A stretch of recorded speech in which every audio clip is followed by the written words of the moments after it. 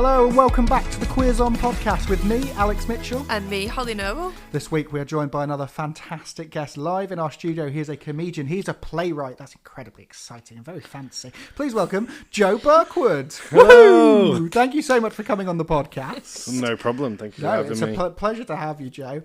Whenever we have a guest, we always start by saying, where are you and what you're drinking? We know we're in our studios, so what I would say is, what would be the dream drink for you to have right now? Chilling with Poppadoms. No, that's the wrong podcast. Amazing. Damn it. I had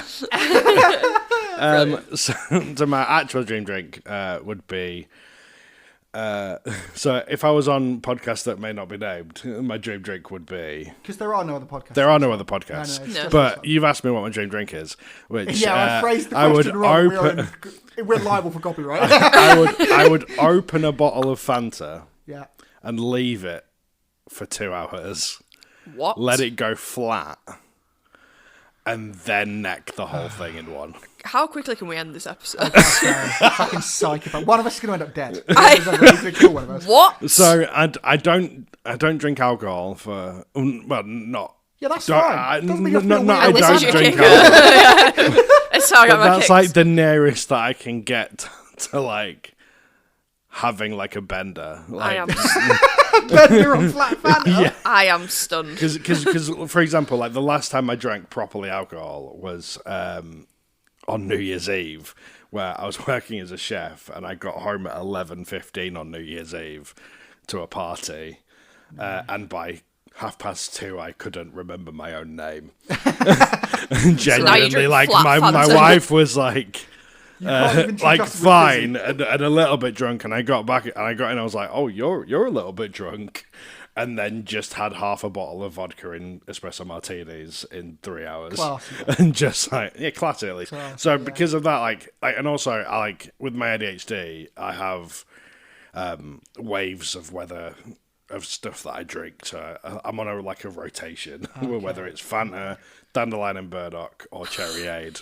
Nice. Because I'm a child. What I will say is that I've known Joe for 3 years. Right? I started on the open mic circuit when Joe had come back from a break from comedy, and him saying I drink flat Fanta is exactly his fucking vibe. just complete what the fuck energy. It's Do you have the other ones flat as well? Or just Fanta? no, just question. Fanta actually. And what? Why? I think it's because I forget to drink. So when I come to have a drink, I feel really thirsty. Yeah. So I drink a lot.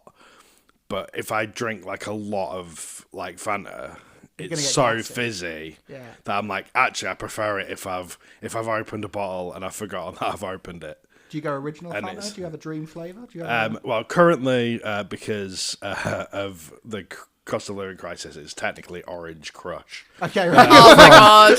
from I respect you for that.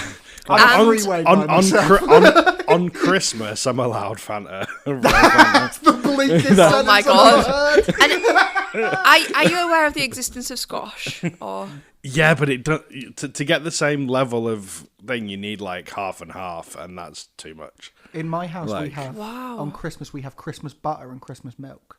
So Christmas butter is obviously we have Christmas cheese. is obviously what? Yeah, is Lurpak. I put because no one could afford Lurpak the rest of the time of the year. I have Lurpak. Well, someone's doing fucking well for themselves. Right? Christmas butter is Lurpak. You get Lurpak, and Christmas milk is of course Bailey's because Christmas breakfast. One of my friends used to do this, and I think it's incredible.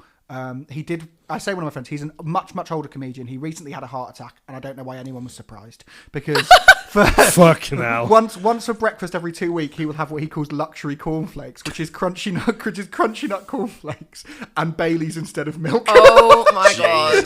That was his Sunday once every 2 weeks. I don't know. He's basically Johnny Vegas, this guy. Yeah. I've never met That's anyone who's amazing. like him at all. Like, it is mad. It is mad. That was such a wild start to this podcast episode. This is what I love. I don't know the what people what they fuck want. just happened. Well, I've got a question They'll for you. hate me. Here we go, Hollie. How do you think the shark from Finding Nemo identifies sexually? Please give him his God-given name. Bruce. Bruce. How does Bruce? I'm so Yeah, dumb it's his Bruce. name. Yeah. There's only one correct answer. There's only one correct There's only one answer. correct answer for Daddy Bruce. Yeah, he's got to be gay, hasn't he? Yeah, well, gay bisexual. Gay energy, slash but bisexual. He is. He is a daddy. He's like Like- old Bond villain camp. You know what I mean? Like the Like, old Bond villains. Are But all that's the really thing. I don't know if camp-coded. it's is he camp or is he just Australian? It's a good The question. age-old question. The like ancient Chinese proverb. like, Is he like, camp or just Australian? you know, the Legally Blonde musical. No, I don't. No, no. You can't say that on a quiz on podcast Oh that I my like God. musical theatre. No, That's the I most get liking homophobic musical thing. Theatre, but just coming out with you're like obviously. Well, obviously Yeah, in yeah. the Legally Yeah. Blonde So soundtrack, casual. there is a song called "Gay or European." Oh, okay. Is he gay or is he European? And I it's love genuinely that. that. You should listen to it. It's amazing.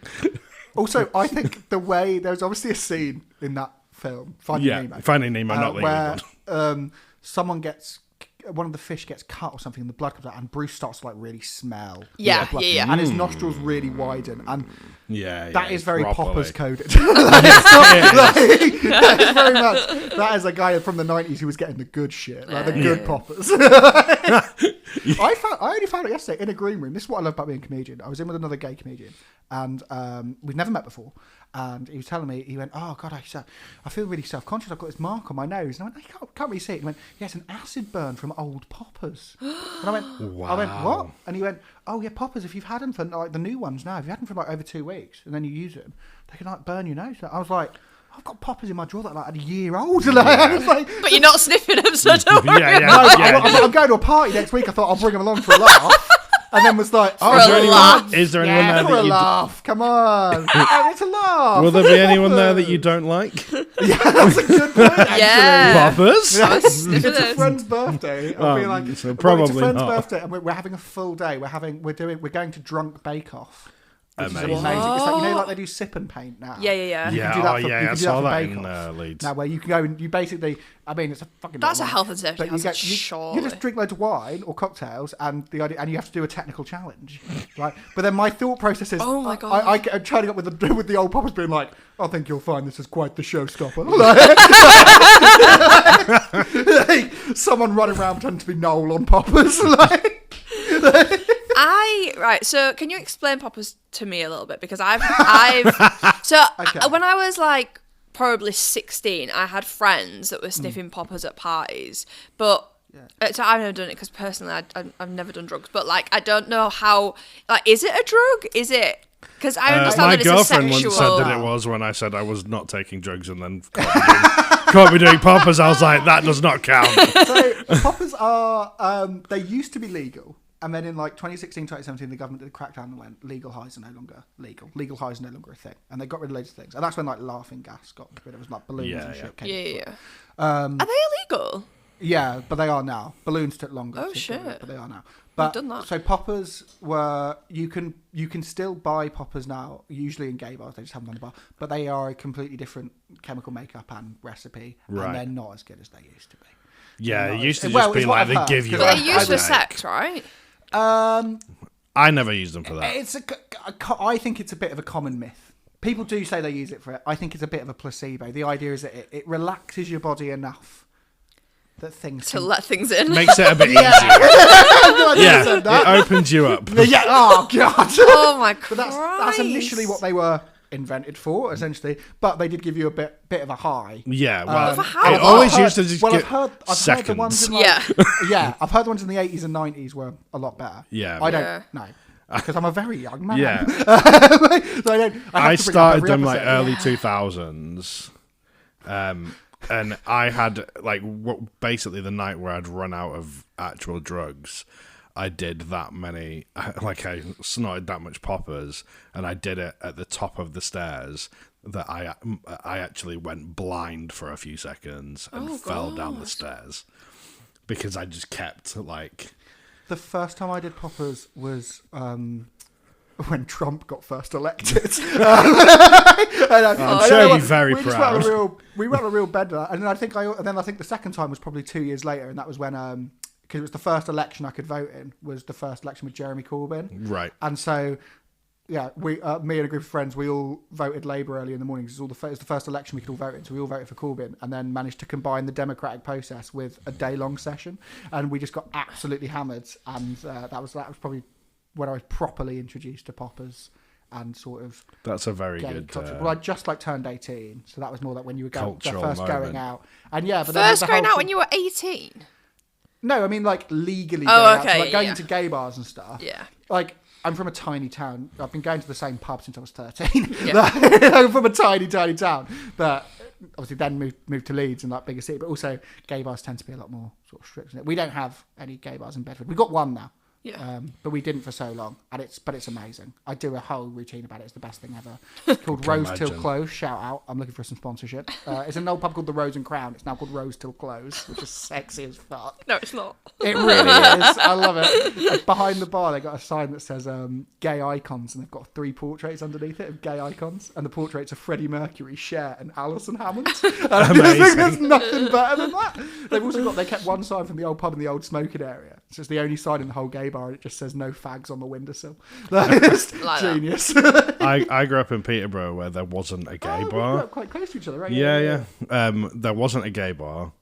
There was just a normal nightclub that on the weekends it used to be 21 to get in, not 18. Bloody hell. I mean, that tells you what you need to know about Peterborough, by the way. Yeah, but then on a Tuesday night it'd be 18, and it'd be gay night. And I was 16. Let the gay kids in. Well, yeah, one of my Just so we can get them all in the same room, smoke them out. I was 16, and my mate, I was living in a hostel, and one of my mates was like, "Come out for gay night," and I was like, "I'm not 18." And he went, "It's fine. We've I'll all give come you out for gay I'll, night, hon." I'll give you a flowery shirt. Wink at the bouncer, and he won't care."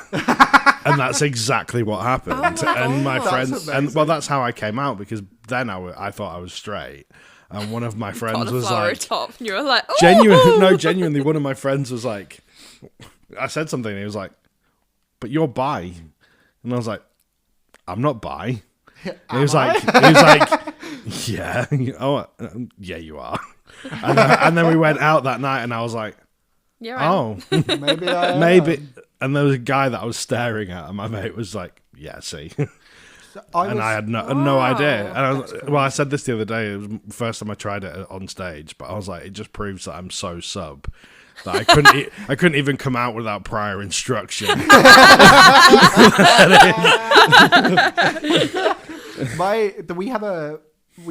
did have a club. We got a club in Bedford called Esquires. Again, shout out. Would love sponsorship from Esquires. Love them so much. Oh my god. It's the only nightclub we have. And I once went to gay hip hop night there.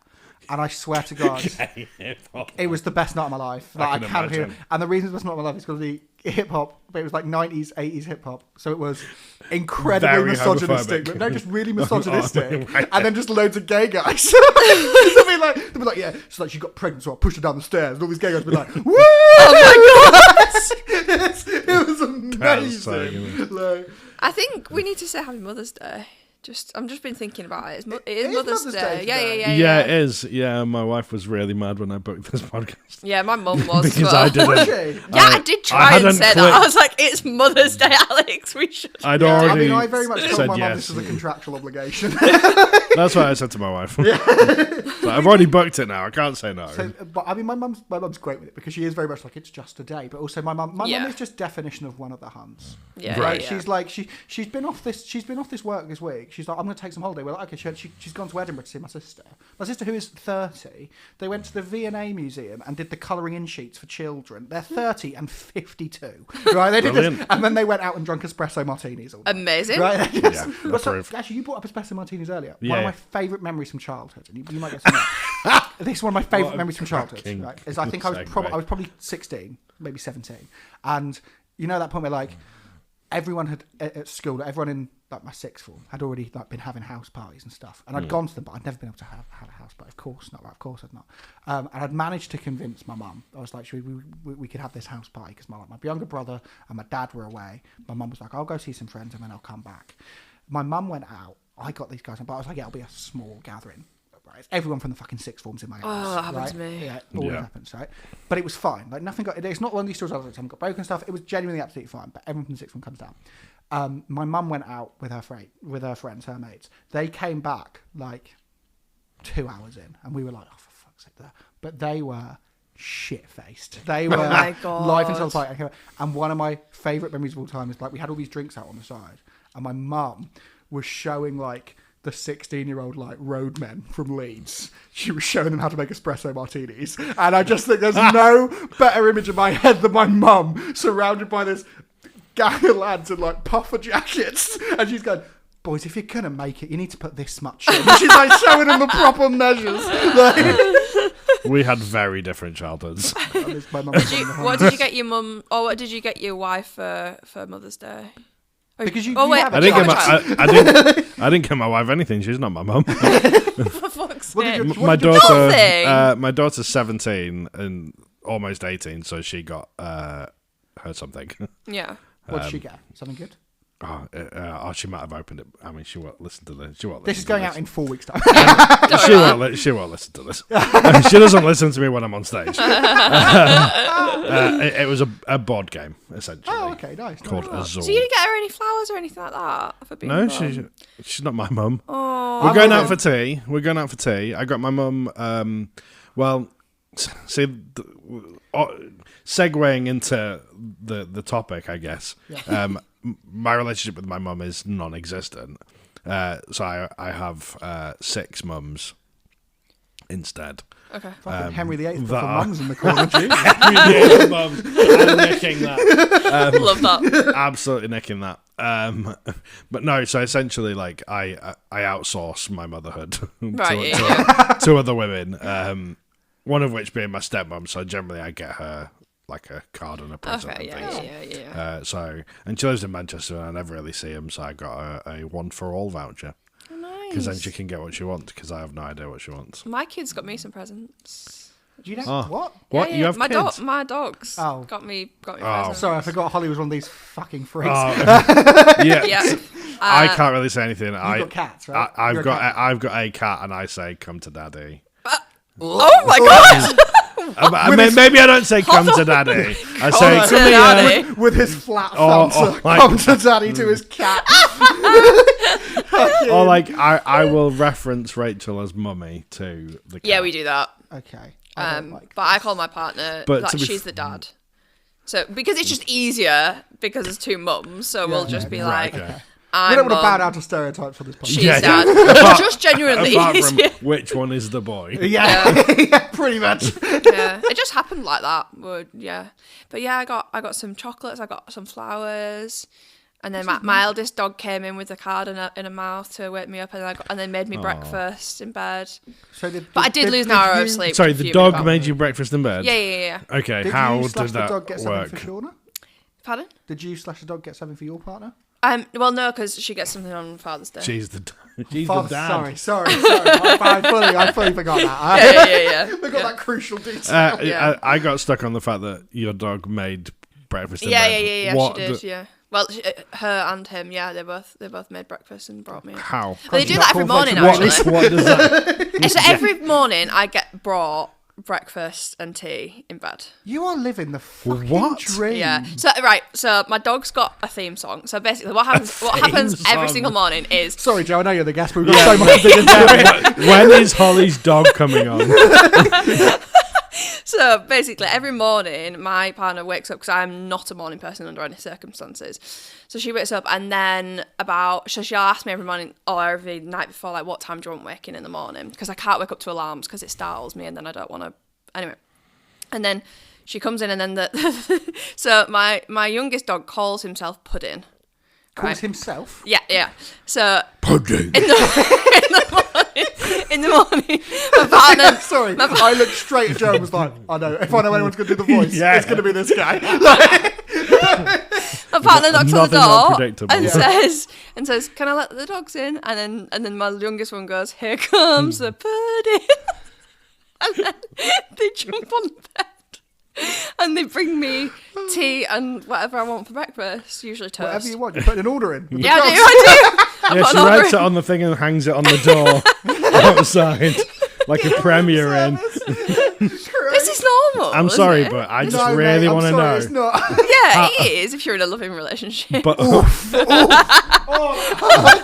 Oh god. Sorry, Alex. I'm alone and I live with my parents. but one man drinks flat Fanta, and he's weird. That is also That insane. might be my. Is that that's your phone going off, not That's mine? my phone going off. I'm so Who's sorry. ringing Joe? That's my eye drop alarm. Your eye drop. Yeah, because I'm falling apart. But Joe's gonna put his eye drops in live on the pod. Your eye I'm dropped not a lot. because I It's the have first time that's ADHD and happened. I've lost them. Oh shit. But the Joe's gonna put poppers in his eyes live on the pod. I would say that probably would make them worse. We're gonna try and segue into the topic. Yeah, yeah. Okay. Even for us, it's gonna be hard work. Yeah. So yeah, it's a bit of a weird one. one. You're here to talk about. You're a fantastic comedian and a fantastic writer, and you've written many things, and you've just written a new thing. You're coming back with a new show. Yes, I am. Yes. Good. I'm glad I got that right. I'm a good friend. Yes, you are. If we were to describe your comedy, we'd say it's a little bit surrealist. It's a lot of storytelling, and it's quite dark, right? Or it sort of Yeah. focuses quite heavily on your life and your experience, but a lot of the harder, darker, rougher times in your life. So there's a lot about your last show focused a lot on drug addiction and things like that. And so we're here to talk about using trauma in comedy because it's a very hard thing to do. When you get it right, it can be so brilliant. Mm-hmm. If you don't get it right, it's very sad. Yes. And we've all tried to do a dark bit on stage, and when it doesn't land, we're all just like, okay, I'm going to go home and think about that for a long time. Yeah. Yeah, So there's no easy way out. There's no of hiding it. place. Like, yeah, exactly. And I think it started because I have always been part of theatre, and that was my basis. So I basically said at university, I'm never doing comedy, like even a comedic play, because if they don't laugh, then I will be devastated. But you have just written a play called Five Lesbians Eating a Quiche? No, I didn't write it. You I'm write it? directing You're it. directing I'm that play? I'm directing He's it. directing a play called Five Lesbians And Eating I a have not been That's- cast in this. That's, I know, I you mean, should. I posted out the auditions, and only one person is auditioning. So at the minute, only one person is eating. Oh, God! Only one lesbian. Only one Joe, lesbian. we're trying to plug your stuff, and every time we try and plug it, you're like, actually, it's shit. No, it's not that it's shit. It's local community theatre, and to be fair, like the auditions aren't yet, so that will change. If you're a lesbian and you like quiche, Yeah, no, and that is a I don't like comedy. it. and you but want to act, so I Go for started. an audition I with started fearing comedy, so I stuck only to drama because it was like if they're silent, yeah. then that's good. Yeah. And then Absolutely fair so then when I kind of made the leap, it was always like our friend Dan Powell, The lovely Dan. lovely Dan Powell, says to me all the time, like my one of my strengths is the fact that I don't worry about there being silence on like in the audience. Like I can go for I have a much higher tolerance for silence But I than guess other a lot- people do. Some So of I your stuff can is get away so with that. surrealist, it's just weird. Yeah. Like, at the end of one of your shows, you ate an entire apple pie on Yeah, stage. I and witnessed you that. wouldn't It let was- the show finish until you'd ate it all. And I remember being at one of your shows, and there was one not particularly nice woman on the front row who was like, "Is this it? We got to wait to the end of this." And you looked her dead in the eye with a mouthful of pie and went, "I can make it last even longer." I forgot about that. It was like, Wow. it was like being a teacher being like, "You're on my time now." Yeah. Yeah, Like I'm in charge. it's your own time you're wasting. I remember watching that, and you took like probably ate like a quarter of it, and then you're like, it gets to a point where you're like, oh, you are eating the entire Yeah. that is How many happening. nights my did you do favourite. at Brighton? 3. 3 nights in a row, I ate an entire apple pie. Yeah, I was told I wasn't allowed to take that show to Edinburgh for medical reasons. Yeah. Because I Was it can't. your wife who I said can't that to eat. you? Yeah. I couldn't eat 27 apple pies in a row. Yeah. But to be fair, the best one that I ever did that was when I did it at Scratch. That I just wanted to test the bit to see if it worked. So I did it with no context and just walked on with the apple pie, sat, ate it. What, at the start? Not like that was like it was just a Scratch night. Oh, okay. So the 10 minutes that I was on stage You just ate was apple just pie? ate apple pie and then walked off. insane. And God, I'm George gonna was try like, it was the first time George. just want to eat a pie. Yeah. First time I can do George that for first money. saw me was that night, and it annihilated the room, Really? and I couldn't work out why. You But it's people because listening they are were just fucking like, weirdos. I don't, because they're like, there's no context, and I think I personally prefer it in the context of the show, especially because I don't eat spoiler alert. Yeah. I don't eat the full apple Yeah. pie, and partly I was like, sometimes it's a bit arrogant when you're writing stuff and you're like, I really hope people get what I'm trying to do, because I think it's It clever. was brilliant. And it might mean that they're like, because actually because the apple pie was about suicide essentially. Yeah. And I was speaking to my wife about this. It's really hard not to laugh recently. at that. I'm sorry. No, I know no, I shouldn't, fine. but it's What really I was hard going to because say. the apple pie represents suicide. Yeah. Yeah, the funniest but that's the sentence. thing. In context, it was Like brilliantly Rachel, done. constantly goes at me for talking about my suicidal thoughts on stage, and I'm like, because she doesn't think that it's funny, Yeah, I can but see that. I disagree. I think that it's hilarious. So I've got to bring up when we did a roast battle. Because Sorry. we did Yeah. a roast battle together. Now I did not No, know that, but years I ago. need to see that I- immediately. Joe- There was meant to be destroyed me. video, but that didn't come to fruition. the Right. guy running it. So we chatted about him earlier. So we did a roast battle together. We've done a couple, but we did this roast battle together, and it was. I don't like doing them. I did it because I owed Joe a favour. Joe really wanted to do it, and I was like, yeah, cool. But I was still in my head going, I've got to fucking win. And Joe ripped me a fucking new one. I can imagine. His final joke was, I think Alex is really brave. He talks about his attempted suicide on stage. Because when I started off, that used to be one of my ending routines. I talk about my attempted suicide. But I'd twist it, make it funny, be a whole thing like, now I'm stuck in Bradford. And wish it I'd would done be it. funny. Yeah. Like But it would be- genuinely, it was funny. Oh, thank you, because I wasn't sure. But Joe would finish his roast battle with a joke. He'd go, Alex, I think he's incredibly brave for talking about his attempted suicide. But when you think about it, attempted suicide, that's just another thing he's failed at. Oh my god! Horrific, isn't it? Also, we had not spoken about what we were going to say to each other. So mine was just like, Joe's a bit fat. That was my whole thing. He called me Jason Statham at one point, called which I you still don't really understand what I that called joke you was. Jason 30-ounce Steakum. Which was Oh, my, right. Right. which, again, Right, okay. which in my head It's was just like, another it's just fat a joke. throwaway. Yeah, it was just literally was a fat joke. One of my jokes was Joe likes Dungeons and Dragons because he's a fat loser. That was my roast. See, that's Because I just quite thought that funny. was really funny. Right? But Joe finished with that. Joe also did a thing where he went, Alex described himself as pansexual, but on the scene he's more known as deep pansexual. Which I have stolen that joke. Actually, I'm doing it about myself now. oh, fair play. Amazing. But I was like, I can't let that joke go. It is genius, but imagine in the situation where you It's do not this even roast battle. and those he's two weren't pulling even out- the worst joke. No. Like Some of them are blocked from my memory. it was a little bit homophobic, so I apologise. Oh no, go That's for But it. alright. but We it was love so I said about Alex that his dad takes him to the football really regularly to go see Cambridge United. And it just proves what a loving father will do when they really wish their son was straight. Which I thought that was the one that was like, I was like, This is only am I three of allowed to about do it? 5 or 6, right? Imagine being confronted with that epic poetry, right? And then all you've got to come back with is, I want to watch Joe eat an entire apple pie. Isn't he a fat fuck? Like, it's just not. Like, I was absolutely screwed from moment one. I was like, I'm never Yeah, gonna but win this. and George will agree with this, but it wasn't as bad as when me and George went to go roast battle at Hot Water Comedy Club. You do some Which- horrendous roast battles. You've done some roast battles where you watch it and go, Jesus Christ! Like, how are these people going to sleep tonight? Like, I really want to do a roast battle. I hate I them. think I would be good. I'll referee it. Yes, we should. We'll do one on the pod. Do you We want to do one should, together? because the problem is what happens is I roast someone, do a roast battle with someone, and then they go, well, I'm not doing that again, and then no Yeah. one wants to roast me. Yeah, let's do that. I'd be up for that. That'd be great fun. I've never done That'd one be great before, and I might cry, but I'm more aggressive than I look. Good.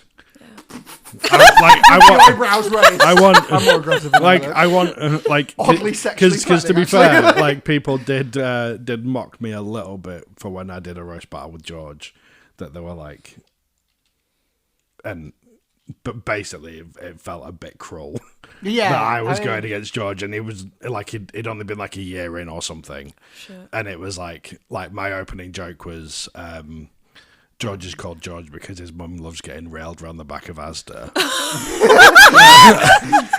And then it was like, This might I'm scared. this might be cruel. Very much So it goes. trauma in comedy. Yeah. Let's go back to that. So trauma in comedy is shaping your new show. Yes, Which is called? Mama, We All Go to Hell. Lovely Nice. stuff. Like that. Which is for the elder emos in the room. Which is you. Yeah, not me. Is a reference to the My Chemical Romance song Mama. And essentially the premise is I'm trying to Joe's think of thinning out his audience here. trying to think of so the premise is that I'm pregnant. Okay. There are. I said it with before. myself. Joe's shows are amazing, but they are fucking insane. Yeah. If you want a night where you just go, "What the fuck is going on?" Yeah, go see Joe I've been Burkwood. researching where the most washable blood is, like in terms of like Probably human, I fake reckon. blood, obviously. Oh. Like probably Cut that out. human. Alex, cut that out. Quick. Probably human, I reckon. Actually, I mean, Please cut that out. from like extensive research. from all of the true crime documentaries I watch, it's definitely not human. No. That's the worst thing I can. But yeah, so essentially, I'm pregnant with myself because I'm going to be my own mother. And the idea for the whole thing is like my mum. We more than don't get on. Like she's a terrible person. So I have 6 other mums: my stepmum, my auntie, my cousin, my wife, my mother-in-law, and a woman living in Africa. Okay. Genuinely true, because my 4th show that I've already planned is about. I've got 7 in the pipeline. Joe is the most incredible writer in terms of he's not only is a good writer, but he churns shit out yeah. like daily. Like it's fucking insane. Please tell me how, because that is not a strong point of mine. It's a blessing and a curse, Yeah. genuinely, because it means that my brain never stops. Yeah. And it means that I'll be writing the 5th show when I'm trying to write the 4th. And it's like my brain just won't send me things for that, and actually it's like, oh well, now you know how that one ends. Yeah. But so like whilst I was at university, because I had all my drug taking when I was young, I couldn't rebel at university by taking drugs, so I became an evangelical Christian. 100% true. Wow. And This I is Joe was, Burkwood law. adopted by an African family because I didn't speak to my parents and didn't have anyone to live with over summer. So I lived in an African family, and they were like, "This isn't a hotel. You are part of this Were family." you at university in Africa? No, I was at university in England. But, Where in England? But in Huddersfield. Huddersfield. But there was an So many African call it the African family. Sahara of So the confused. UK. Sorry, there was an African family at church that adopted me, but they then moved back to Africa Right. following that. So Okay, they do that live in makes so Zambia much now, more sense. but they lived in Huddersfield at the time. But they were like, "This isn't a hotel. Like you, like I still call her Mama." Oh. And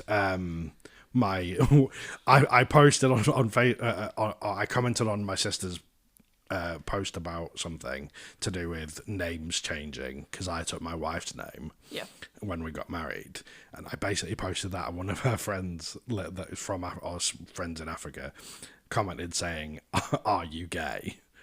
You've taken your wife's name, blah blah blah, this, that, and the other." And she commented underneath it going, "You have no idea who you're talking to. Don't speak to my brother like that. Just because he's white doesn't mean he's not my brother." And like, probably, and I was genuinely like, Just yeah, because he's white. and what? And what? What are you gonna do? Just because he's white doesn't mean he's not my brother. Yeah. I fucking It's love May so. I say, what a sentence to end the episode on. Amazing. So, Joe obviously is going to be doing that show in a couple of different venues. If you want to get tickets, follow you on social media. Yes, I have a link tree because I'm. Ooh, I'm. you're a professional. Yeah. Joe, on social media, you are at... Joe Burkwood Comedy. Follow that. That'd be great. Follow the podcast on social media at Quiz on Podcast. Follow me and Hollie on socials. That'd be great. All the links you're going to need are going to be in the bio. And also leave us a review. Leave us some stars. Rate us on Absolutely. Spotify. Rate us. That'll be really helpful. I'll would be do that. Great. Yeah, I've yeah, not yeah. done that Joe. yet. Thank I didn't you, realise yeah. I could do that on Spotify. And not That's one good. star. Yeah, Please. yeah. I'll rate you all right. I'll rate you truthfully. Yeah. Yeah, thank you so much for listening to this episode of the Queers On podcast. We will see you again next week. Thank you so much for listening. See you later. Bye. Bye. Bye.